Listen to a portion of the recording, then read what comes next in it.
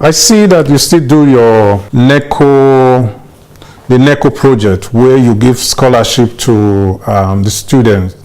And from the pictures I saw last week, I think you did one recently. On Saturday. How did that go? Awesome. It was fantastic. And what about the beneficiaries? Are they encouraging? Are they motivating? Do they come out? Do they inspire you to do more? We had our first graduate, young lady. She's read international studies or French.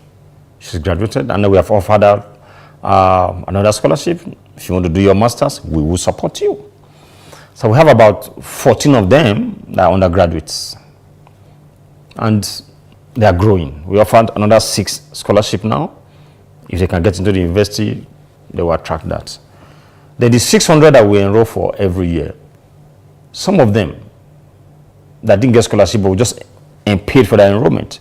There's one that called me not too long ago and said to me that she's in Abuja and she doesn't have anywhere to serve. Took her details and got her a place. She's serving there right now. So for me, it's a thing of joy to see that some people you started this program with some 6 years ago are already graduates now, courtesy of that enrollment. It might not mean a whole lot to me, but to some families is everything. You have a child that's gone through secondary school, but you cannot write that examination. That might be the door opener to get into a university. So it's exciting, and I thank God we have been able to do it in these last few years, and we are raising an army of young people now that have come through the system. And for me, that is life. You are giving back. And if you experience anyone, you need to see the excitement in the faces of these young ones. But what are the downside of it is, because we are committed to enrolling most of them, we do that. But in actual fact, those that pass the examination are really not up to 20% of those we enroll. But I always challenge them. Well, you are enrolling you today, but go back and study. And I can give you the reason why the failure rate is very high. They don't have teachers in their schools. You go to most of the schools in the rural areas, you have a principal and a teacher. I have been crying about this for so many years. So I've decided to take it upon myself now to hire teachers. And we just did that on Saturday. You know, we set up an interview. High school teachers set up the what's it called now? The test, and marked it. Most of the so-called would-be teachers failed it. You know? So we're able to get some few, maybe under 20. Because the plan is you have to be in that community to, if you pass the exam, you're leaving the community to be engaged. We don't want the ones that will live in the city that will not come to work.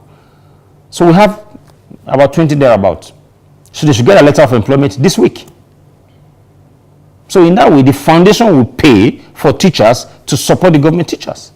Because it's not enough to complain every time that the failure rate is very high. If they are not taught, how are they going to know? So for me, it's something that excites me that I'm contributing, I become a part of these young ones.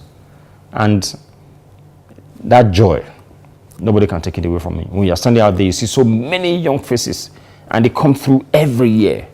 You know? And someday, maybe, like I tell them, maybe the future president of this country is going to come from there. And they would have taught that young person how to give back to the society. The Institute of Technology, Federal Institute of Technology in Uromi, is still there? Yes. Do you still have some students? I know you used to have students that you sponsor there. Yes, we had over 100 students. We actually should have done the matriculation, but we're planning to do that with I think the Navy and the Air Force. They also send people there for training. But as it turned out, I think they already engaged, the Navy already engaged the people they sent out there, so we couldn't hold that ceremony. So it's like you are in the spirit. I think we are thinking of doing this graduation maybe next week, really, maybe next week. Because we are working on, it's not just enough to have paid for their fees, but we also have to select the best among the best and then buy the tools they will require for their trade for them and then send them off. So that's part of what we are planning now, and I think I have discussed with the authority. We have gotten the best people, and then we're ready to buy the tools for them to apply their trade. So yeah, that is done, and we are moving forward.